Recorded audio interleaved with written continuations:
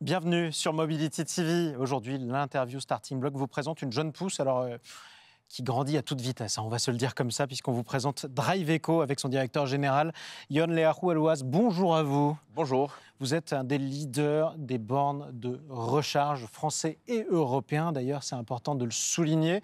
Alors cette semaine, beaucoup d'annonces. Il y a quelques jours, on a appris, c'est officiel, que la France a enfin dépassé son objectif d'installation de 100 000 bornes de recharge électrique. On était un peu en retard, mais le Covid est passé par là. Et en même temps, il y a quelques heures, vous officialisez votre levée de fonds de, tenez-vous bien, 250 millions d'euros. D'abord, est-ce qu'on est encore une start-up quand on lève 250 millions d'euros, Yon Leahou Elouaz ? Alors moi, je dirais qu'on est plutôt un scale-up parce qu'on a passé par l'étape de monter à l'échelle, de scalabilité. On a commencé il y a quelques années avec 5 personnes, donc on est le pionnier de la recharge électrique en France. On a commencé en 2010. Entre 2010 et 2016, on a mis beaucoup de moyens pour créer notre plateforme technologique. On a investi beaucoup. Et on était une quinzaine de personnes jusqu'à 2020. C'est ça. En 2020, on a fait entrer notre premier investisseur au capital, Mirova, qui nous a permis de grandir. Et aujourd'hui, on est 100 collaborateurs. Donc, on a déjà passé par l'étape scalabilité en termes de talent. D'ailleurs, on les voit derrière nous, d'ailleurs, toute la famille de Driveco. Bon, vous partez de 500 et vous vîmes 3000 en arrivant au port. Grande entreprise qui grandit bien avec des investisseurs chevronnés, parce qu'il faut le souligner, quand vous levez 250 millions d'euros, vous faites aussi entrer au capital un investisseur qui est mondial, quasiment de premier plan, c'est APG. Ce n'est pas offert à n'importe quelle entreprise, une telle présence. Oui, non, mais tout à fait. Donc nous, on est atypique sur le marché parce qu'on travaille dans le marché depuis très longtemps. On est le pionnier. On a aussi réussi à construire un des plus gros réseaux ouverts au public de France. On a 8000 points de charge, 5000 en exploitation et encore 3000 en cours de construction. On a aussi réussi, pas seulement à construire des stations dans un temps record, mais aussi les exploiter et maintenir le niveau de qualité vis-à-vis de conducteurs de véhicules électriques. C'est le conducteur, c'est l'utilisateur final qui nous intéresse. Alors ça veut dire quoi, tiens, maintenir le niveau de qualité vis-à-vis de l'utilisateur, donc du conducteur? Alors le niveau de qualité, c'est plusieurs choses. Un, c'est le taux de fonctionnement de la station. Aujourd'hui, on a un taux de fonctionnement de 99% versus la moyenne nationale de 84%.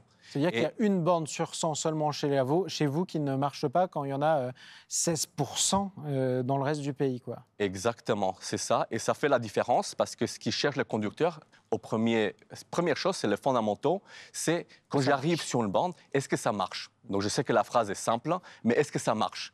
Dans notre cas, 99% de temps, oui. Alors on va s'y arrêter justement. Comment vous faites pour que ça marche mieux qu'ailleurs? Puisque manifestement c'est le cas. Est-ce que c'est la conception? Est-ce que c'est le service après-vente? Est-ce que c'est l'entretien? Alors la réponse est tout. Ça commence déjà avec des produits de qualité. On a notre gamme de produits, une gamme universelle. On va de 22 kW jusqu'à 400 kW. La borne 22 kW, c'est une borne qui est conçue par Driveco à partir d'une feuille blanche qu'on fabrique ici en France. Donc on a toujours misé sur la qualité pour notre propre produit. Fabriqué en France, et ça c'est important de s'y arrêter aussi, parce que ce n'est pas le cas de toutes les bornes qu'on croise dans le pays en ce moment. Oui, tout à fait. Et nous, on a fait ce choix parce que la qualité, pour nous, c'était le premier critère pour déployer un réseau. Donc l'équipement, la qualité d'équipement, c'est important, ça joue beaucoup. On a des partenaires pour les bornes rapides. On privilégie la fabrication européenne, mais pareil, on a plus de 150 critères de sélection de nos partenaires rapides. L'équipement, c'est extrêmement important. Après, c'est la mise en œuvre, parce que c'est quand même des machines assez lourdes. 22 kW, on dit charge normale, donc pas lente, pas rapide, mais c'est quand même 3 appartements, 3 maisons en consommation électrique. Imaginez, on bande 200 kW, c'est tout un immeuble. Et après, quand on le multiplie sur une station, c'est énorme en termes de puissance. Donc il faut savoir l'installer correctement, avec des bons processus, avec une équipe qui est passionnée par la qualité. Et ensuite, une fois qu'elle est installée, il faut la gérer sur des longues périodes, c'est-à-dire 10 à 15 ans. Et là, on a, dès le départ de notre histoire, on a mis en place une assistance utilisateur qui est disponible 24 heures sur 24, 365 jours par an.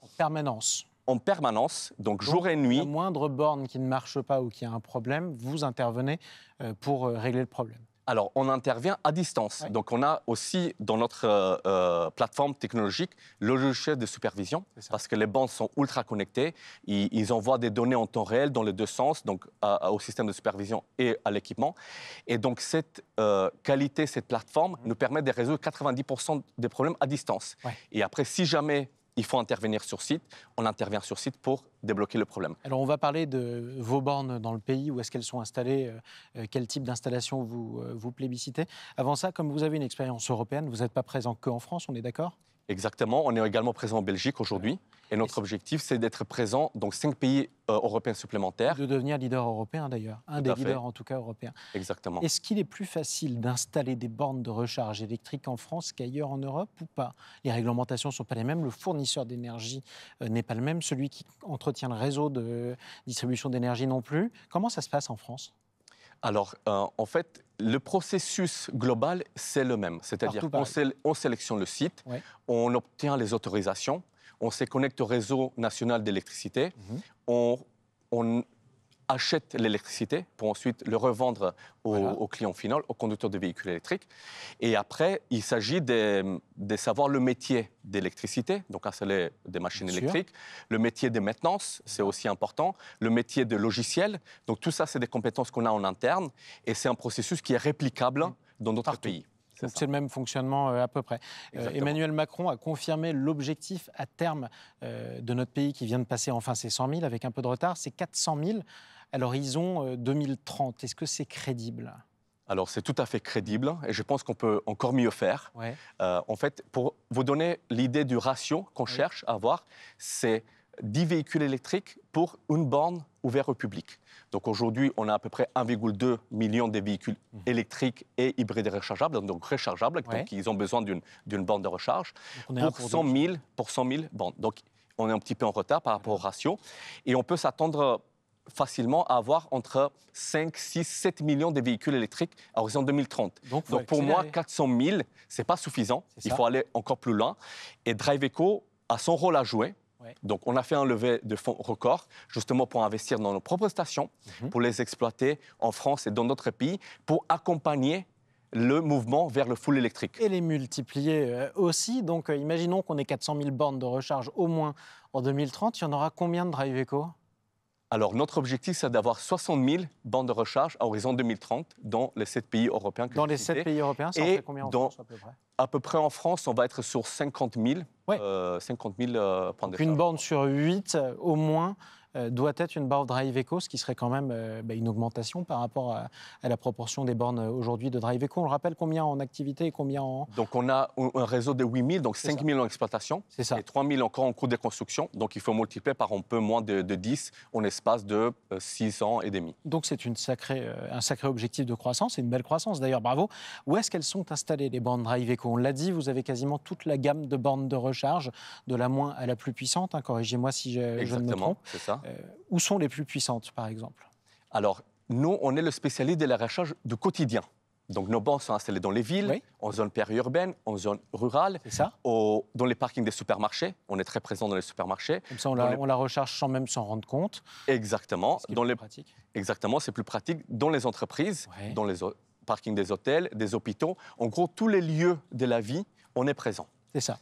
Et après, en termes géographiques, on est présent dans tous les départements de France. Notre objectif, c'est de mailler les territoires pour être au plus proche des conducteurs de véhicules électriques. Votre objectif, c'est que si je me déplace en voiture électrique, évidemment, demain, combien de fois par jour je croiserai une borne DriveEco ?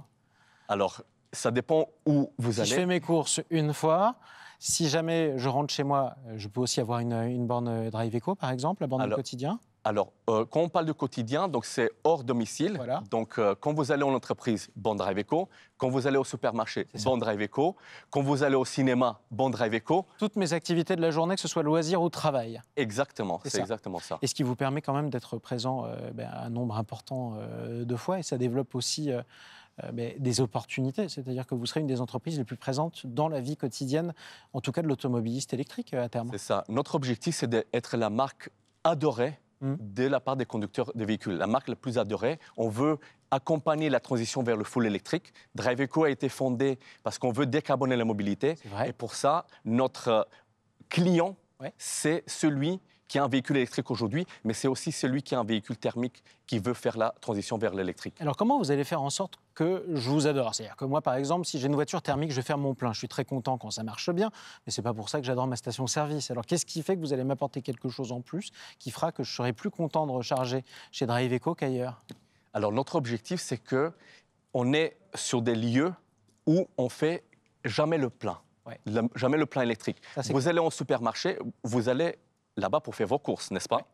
Donc, il y a une borne présente, vous les branchez, ça prend moins de 30 secondes. Ça, c'était un critère dans l'ergonomie qu'on a pris en compte. C'est très important d'avoir le minimum d'étapes entre le moment où j'arrive sur la station et la voiture charge. Vous allez faire vos courses, donc vous ne rechargez jamais. Et après, effectivement, il y a des gros rouleurs qui viennent sur une station pour se recharger et il vient là juste pour l'énergie. Ouais. Là, effectivement, si on recharge dans 15 minutes, il faut avoir bien sûr aussi des services additionnels pour que la station est attractive. Mais en tout cas, ils vont stationner très peu de temps. Et ça, ce sera important. Et c'est comme ça que vous ferez en sorte qu'on vous adorera. C'est tout ce qu'on vous souhaite, en tout cas. Bonne croissance à Drive Eco. Encore bravo pour la levée de fonds. Vivement la prochaine. On verra bien à quelle échéance. Et merci infiniment d'être venu dans l'interview Starting Block. Yann Leharou Alouas, directeur général de Drive Eco. À bientôt sur Mobility TV. Merci beaucoup.